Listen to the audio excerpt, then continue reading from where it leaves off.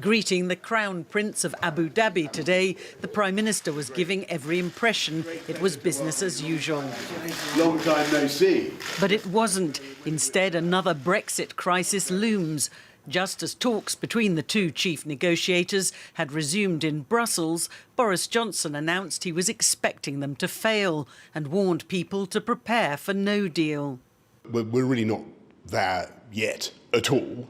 And what I've said to our negotiators is that we've got to keep going and we'll go the extra mile, and we will. And I will go to Brussels, I'll go to Paris, I'll go to Berlin or wherever to try to get this home and get to a deal. But looking at where we are, I do think it's vital that everybody now gets ready for that Australian option.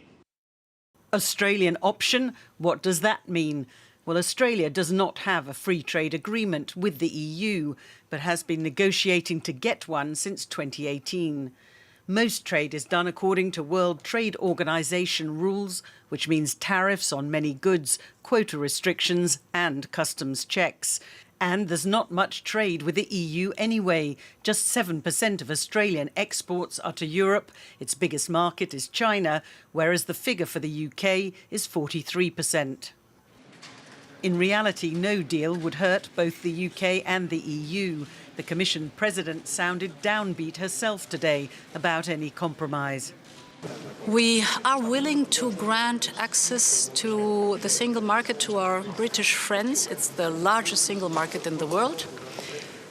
But the conditions have to be fair.